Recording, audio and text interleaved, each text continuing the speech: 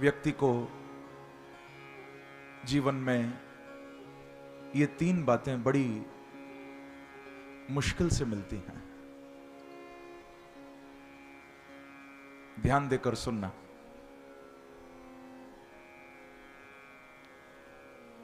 भगवान की सबसे पहली कृपा मनुष्यत्वम। हमको मानव शरीर प्राप्त हो गया, ये उसकी बहुत बड़ी कृपा है। न जाने कितने जन्मों में भटकने के बाद, कितनी योनियों में बार बार जन्म, बार बार मरने के बाद ये मानव शरीर हमको प्राप्त हुआ।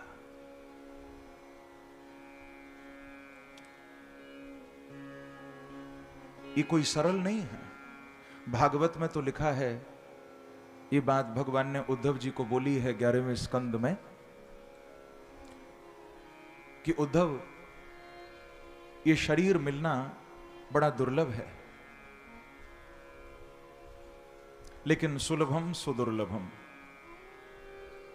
प्रभु कहते हैं यदि तुमको मानव शरीर मिल जाए तो समझना ये दुर्लभ है, पर मैंने तुम्हारे लिए सुलभ कर दिया है। मैंने कृपा करके तुमको मानव बना दिया है। ये दुर्लभ है।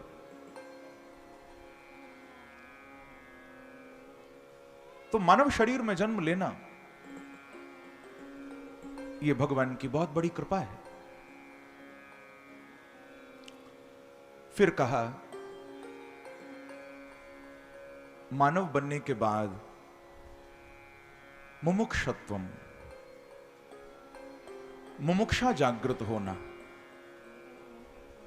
मुमुक्षा का अर्थ होता है आत्म कल्याण की भावना। मानव बनने के बाद अपनी अंतरात्मा का कल्याण करने का भाव हमारे अंदर जगे, ये बात मन में आए कि हमको निर्वाण पद, मोक्ष पद प्राप्त हो, या हम संसार के चक्र से छूट जाएं, यदि ऐसा भाव मन में जगे तो ये दूसरी कृपा है भगवान की। क्योंकि मानव बनने के बाद भी आत्मकल्याण का भाव किसके अंदर जगता है? कितनी बार मानव शरीर को भी पाने के बाद व्यक्ति गवा देता है, फिर 84 लाख योनियों के चक्र में भटक जाता है, फिर वही संसार का चक्र। तो इसीलिए ध्यान से सुनना, भगवान की पहली कृपा कि प्रभु ने मानव बनाया। उसके बाद दूसरी कृपा, यदि मानव बनने के उपरांत हमारे अंदर आत्म कल्याण का भाव जगा तो ये भगवान की दूसरी कृपा। और आत्म कल्याण का भाव जगने के बाद यदि हम सत्संग में आकर बैठ गए, कथा में आकर बैठ गए, तो ये बांके बिहारी की परम कृपा है। ये तीसरी कृपा है, महापुरुष संशय है। हमको सत्संग मिल गया। ये तीन कृपा यदि हो जाएं तो व्यक्ति के कल्याण में फिर संदेह नहीं है। मानव शरीर, उसके बाद मुमुक्षा यानी आत्म कल्याण का भाव, और फिर तीसरा सत्संग। ये तीनों बिना प्रभु की कृपा के नहीं मिलते। दुर्लभम त्रयमेवैतत्, ये दुर्लभ है। तो हम बहुत भाग्यशाली हैं जो यहां 7 दिन तक श्रीमद् भागवत रूपी सत्संग हम प्राप्त करेंगे। ये सत्संग क्या है? ये कथा क्या है? ये आत्मा का भोजन है। ये आत्म शांति का मार्ग है। ये कथा वो कथा है, बोले, जो निर्गुण ब्रह्मस्य सगुण स्वरूपम हृदय स्थापयति। ये कथा वो कथा है जो उस निर्गुण ब्रह्म को, उस निराकार परमात्मा को साकार करके हमारे हृदय में लाकर बिठा दे। ये वो कथा है। ये आत्मा का भोजन है।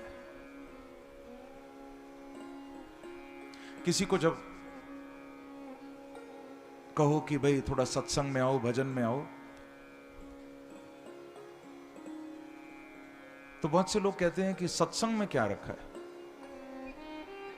लोग कहते हैं भजन में क्या रखा है। अरे ये भी कोई करने की चीज है, भजन करें, सत्संग करें, इसमें रखा ही क्या है। लेकिन कभी ये नहीं कहते कि भोजन में रखा ही क्या है।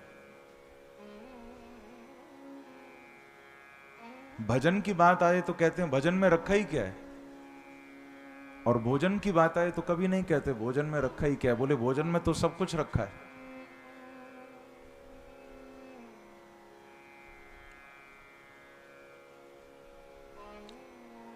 संतों ने बड़ी प्यारी बात कही कि बिनु पानी भोजन बिना उदर मचावे क्रांति। थोड़ी देर भोजन न मिले, पानी न मिले तो ऐसा लगता है कि पेट में क्रांति शुरू हो गई। व्यक्ति तड़प जाता है।